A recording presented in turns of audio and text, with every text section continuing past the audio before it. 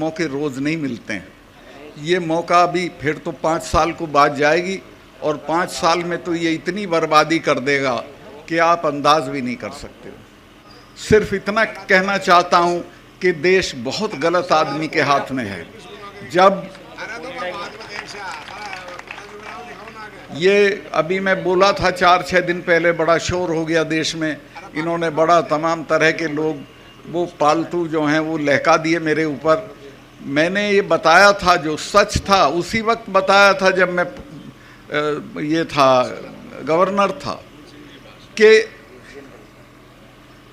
जो वहाँ पुलवामा में जो अटैक हुआ हमारे सिपाहियों पे, 40 लड़के मरे हमारे जवान, वो नहीं मरते अगर ये उनको 2 हवाई जहाज़ दे देते, 5 हवाई जहाज़। वो लड़के अगर मेरे से मांग लेती सीआरपी तो मैं 5 हवाई जहाज़ दे देता, लेकिन गृह मंत्रालय ने वो उनको हवाई जहाज़ नहीं दिए और वो सड़क के रास्ते चल दिए। उस सड़क के रास्ते में मैं गया जिस दिन ये दुर्घटना हुई, उसके बाद उसमें 10 किलोमीटर के एरिए में करीब 10 जगह सड़क आके मिलती है।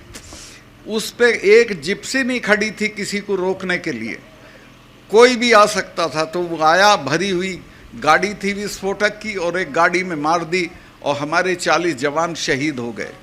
ये कहीं अपनी शूटिंग करा रहे थे उसमें नेशनल कॉर्बेट पार्क में, यूपी में है वो, तो वहाँ टेलीफोन की सुविधा नहीं होती है। तो इन्होंने बाहर आके मुझे एक ढाबे से फ़ोन किया और पूछा कि सतपाल भाई क्या हुआ। मैंने इनको बताया कि साहब ऐसे ऐसे हो गया, इतना हमारा नुकसान हो गया है और ये हमारी गलती की वजह से हुआ है। अगर हम जहाज़ दे देते तो ये हमारे बच्चे नहीं मरते। तो इन्होंने मुझे कहा कि नहीं अभी इस पे चुप रहो, इस पे अभी चुप रहो। जो नेशनल सिक्योरिटी एडवाइज़र है, जिसका नाम आपने सुना होगा, अजीत डोभाल, वो मेरा क्लास फेलो रहा, कानून की क्लास में हम साथ पढ़ते थे। उसका मुझे फ़ोन आया फ़ौरन कि प्राइम मिनिस्टर ये कह रहे हैं आप बोलें नहीं कुछ। चूँकि मैं बोल दिया था, मैं 2-3 चैनल को ये बता चुका था कि हमारी गलती से ये हुआ है, कि वो ये कह रहे हैं कि इस पे तुम चुप रहो। मैं समझ गया था कि अब इसका ये पूरा राजनीतिकरण अपने चुनाव के लिए करेंगे, जो मर गए वो भाड़ में जाए, इनको कोई मतलब नहीं है। और आज तक उस पूरे मामले की कोई जांच नहीं हुई है, कोई उसका नतीजा नहीं आया है। अब आप अंदाज़ा लगा सकते हो कि कितने ख़तरनाक लोग देश चला रहे हैं, जिनको अपने सिपाहियों की जान से हमदर्दी नहीं है, जिनको अपने देश से हमदर्दी नहीं है, और बात लंबी चौड़ी करते हैं, मन की बात करते हैं, कभी तन की बात करते हैं। तो मैं आपसे ये कहना चाहता हूँ कि बहुत हो गया, अब संभल जाओ, और अब नहीं संभलोगे तो हमारी तो अब उम्र लंबी हो गई, चले जाएंगे, लेकिन आपकी पीढ़ियां याद करेंगी कि कभी आपने गलती की थी और एक ऐसी सरकार को बने रहने दिया था जिसने आपका सब बर्बाद कर दिया, खेती भी, फौज भी, नौकरियां भी। इस बार अगर आपने एकता दिखाई, जात पात को छोड़ के इकट्ठा रहे, तो दिल्ली में इनको कोई बचा नहीं सकता है। मैंने सारी पार्टियों के लोगों से बात की है, सब इस बात पे राजी हो गए हैं, एक उम्मीदवार के मुकाबले एक उम्मीदवार खड़ा करेंगे।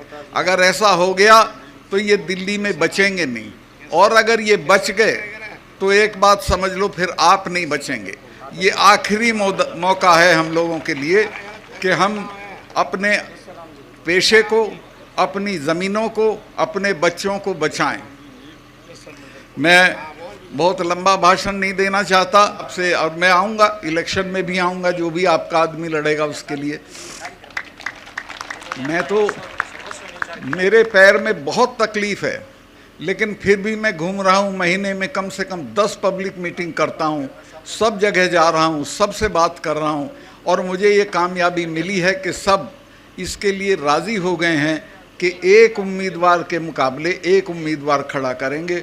और अगर ये हो गया तो मैं आपको आश्वस्त कर दूं कि ये बचेंगे नहीं, इनकी शक्ल नहीं पहचानी जाएगी।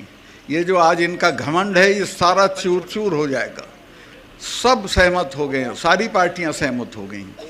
मैं बहुत लंबा भाषण कर दिया, भाई इतना ही कहना चाहता हूँ कि ये मौके रोज़ नहीं मिलते हैं।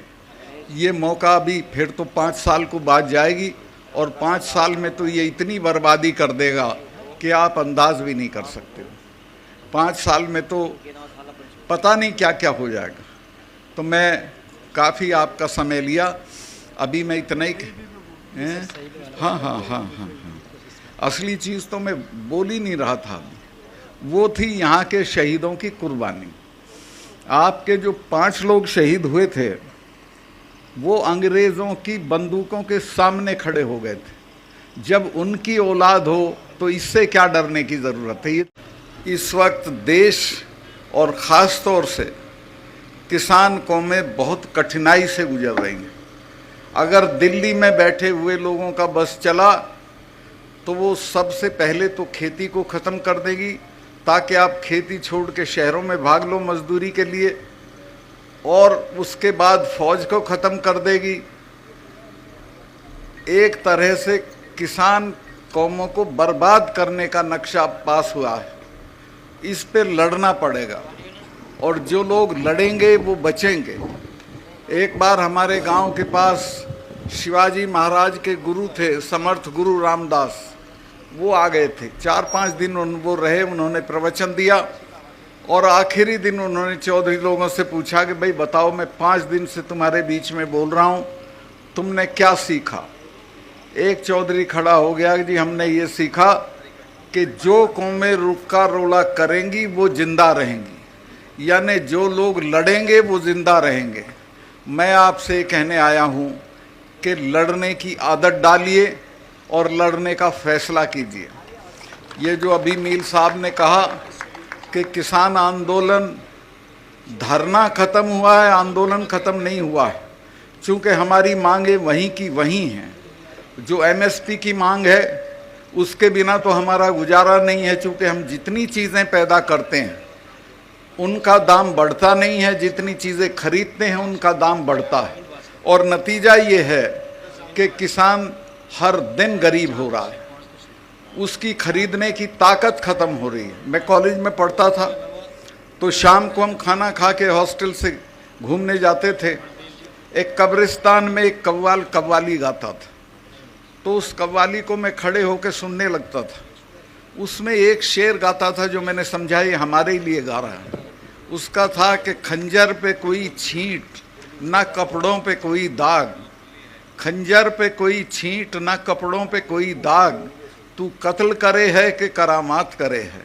ये सरकार भी उसी तरह से किसानों का कत्ल कर रही है, उसे ये पता भी नहीं चलता कि उसके साथ क्या हो रहा है। भाइयों, मैं निवेदन ये करना चाहता हूँ कि आप धरनों पे बैठते हो, मांग करते हो, इसको छोड़ो।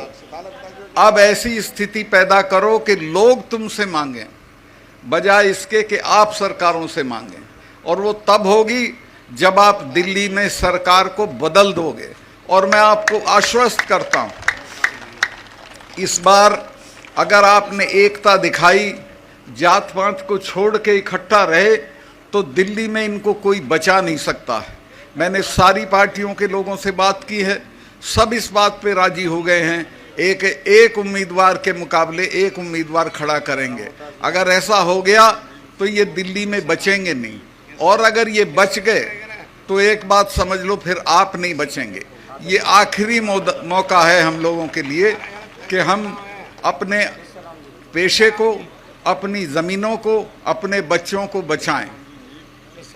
मैं बहुत लंबा भाषण नहीं देना चाहता, सिर्फ इतना कहना चाहता हूं कि देश बहुत गलत आदमी के हाथ में है।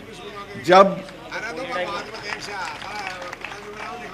ये अभी मैं बोला था 4-6 दिन पहले, बड़ा शोर हो गया देश में, इन्होंने बड़ा तमाम तरह के लोग वो पालतू जो हैं वो लहका दिए मेरे ऊपर।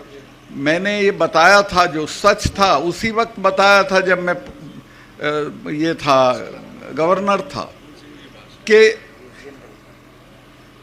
जो वहाँ पुलवामा में जो अटैक हुआ हमारे सिपाहियों पे, 40 लड़के मरे हमारे जवान, वो नहीं मरते अगर ये उनको 2 हवाई जहाज़ दे देते, 5 हवाई जहाज़। वो लड़के अगर मेरे से मांग लेती सीआरपी तो मैं 5 हवाई जहाज दे देता, लेकिन गृह मंत्रालय ने वो उनको हवाई जहाज नहीं दिए और वो सड़क के रास्ते चल दिए। उस सड़क के रास्ते में मैं गया जिस दिन ये दुर्घटना हुई, उसके बाद उसमें 10 किलोमीटर के एरिया में करीब 10 जगह सड़क आके मिलती है। उस पे एक जिप्सी नहीं खड़ी थी किसी को रोकने के लिए, कोई भी आ सकता था। तो वो आया, भरी हुई गाड़ी थी विस्फोटक की, और एक गाड़ी में मार दी और हमारे 40 जवान शहीद हो गए।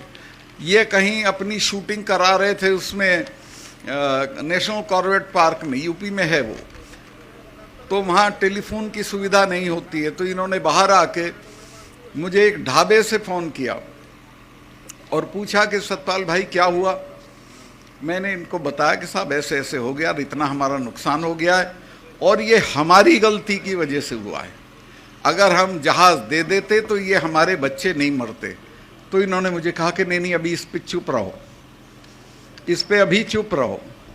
जो नेशनल सिक्योरिटी एडवाइज़र है, जिसका नाम आपने सुना होगा, अजीत डोभाल, वो मेरा क्लास फेलो रहा, कानून की क्लास में हम साथ पढ़ते थे।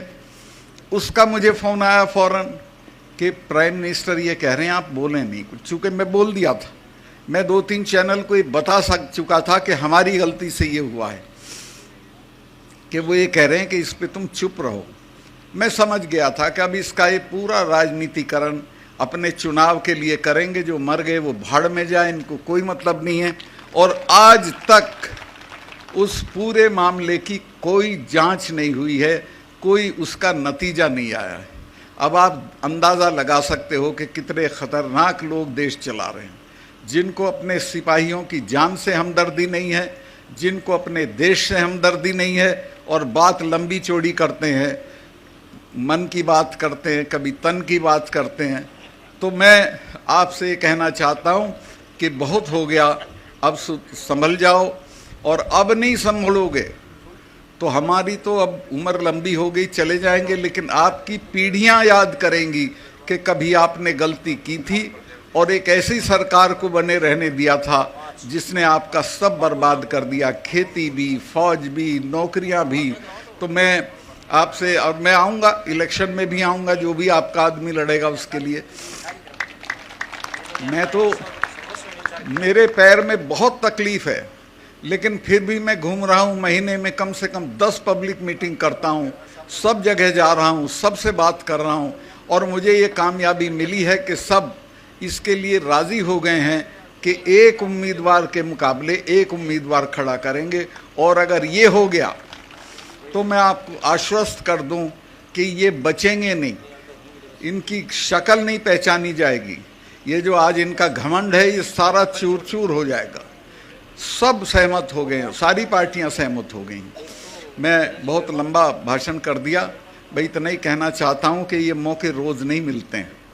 ये मौका अभी फिर तो 5 साल को बाद जाएगी, और 5 साल में तो ये इतनी बर्बादी कर देगा कि आप अंदाज भी नहीं कर सकते हो।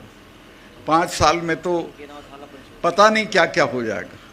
तो मैं काफ़ी आपका समय लिया, अभी मैं इतना ही हाँ, असली चीज़ तो मैं बोल ही नहीं रहा था, वो थी यहाँ के शहीदों की कुर्बानी। आपके जो 5 लोग शहीद हुए थे वो अंग्रेज़ों की बंदूकों के सामने खड़े हो गए थे। जब उनकी औलाद हो तो इससे क्या डरने की ज़रूरत है, ये तो कोई चीज़ ही नहीं है। उनसे सीखो, उन्होंने अपना सब कुछ न्यौछावर कर दिया आपके लिए, और आज उनको हम कई बात और बताओ जरूर। अच्छा तो इसमें शंभू सिंह जी भूखर थे, तुलसाराम जी भूखर थे, टीकूराम जी, सिंह लगा दो अब इनके आगे, राम नहीं थे, चेता जी भूखर थे, आशाराम जी पिलानिया थे, चौधरी छोटू राम ने सीकर में एक महायज्ञ किया था। उसके बाद लोगों में चेतना आई थी, लोग खड़े हो गए थे, अपने नाम के सामने सिंह लिखने लगे थे, लेकिन सामंती ताकतों को वो गवारा नहीं था। इन 5 ने वो नाम भी लिखा, और लगान के मामले में ये संगीनों के सामने खड़े हो गए, मारे गए। इसलिए हम इनका आज जन्मदिन मना रहे हैं और उसी दिन से सब मना रहे हैं और आगे आने वाली पीढ़ी भी मनाती रहेगी, क्योंकि उन्होंने काम ही ऐसा किया था। तो आपसे भी मैं कहना चाहता हूं कि आप भी अब तो संगीने भी नहीं हैं। मैं अभी 4 दिन पहले हरियाणा की खापें आई थी, मुझे खापों के चौधरी वो करने आए थे, धन्यवाद। उनको कहीं से सुन गया था कि सीबीआई ने मुझे बुलाया है, तो मैंने उन्हें समझाया कि मुझे नहीं बुलाया, सीबीआई मेरे यहाँ आ रही है बात करने, और वो मेरी जांच नहीं कर रही है, बल्कि जो मैंने बताया था कि कहीं 150 करोड़ रुपए की रिश्वत ली जा रही थी, उसकी जांच करने आ रही है, उस सिलसिले में मुझसे बात करेगी। तो उन लोगों को ये पता चल गया, तो वो आए। मेरा घर 2 कमरे का है, वो भी किराए का। तो मैंने उनको एक पार्क में उनका खाना बनवाना शुरू कर दिया। तो प्रधानमंत्री के यहाँ से आदेश हुआ और पुलिस आ गई, और पुलिस ने कहा कि साहब यहाँ खाना नहीं बनेगा, ये पब्लिक प्लेस है, डीडीए की ज़मीन है। मैं कहा यहाँ नहीं बनेगा तो मेरा तो घर है नहीं, मैं तो थाने में ही बनेगा। फिर चलो भाई, तो हम थाने पे जा चढ़े और 2 घंटे के अंदर अंदर फिर आदेश बदल गया। फिर उन्होंने कहा हमने किसी को गिरफ्तार नहीं किया है, सब फ्री हैं, खाना खा के जा सकते हैं। वहीं खाना बना, खाया और चले आए। तो अगर अड़ जाओगे, अगर हिम्मत कर लोगे, तो कोई आपके सामने खड़ा नहीं रहेगा। कोई डरने की ज़रूरत नहीं है किसी से भी। आप अपना हौसला रखिए, एकता रखिए, जातियों का इकट्ठ रखिए, इसमें ये जात और वो जात मत करिए, तो आप कामयाब होंगे और आपको कोई नहीं रोक सकता है। मैं बहुत लंबा हो गया, इसी के साथ मैं आपका आभार व्यक्त करता हूं कि इतनी गर्मी में भी आप आए। मुझे दिल्ली जाना है, कोई मीटिंग है शाम की, तो मैं अभी निकलूँगा और स्वामी जी महाराज के भजन से वंचित रहूँगा, उनसे माफ़ी मांग के जाऊँगा। बहुत बहुत धन्यवाद।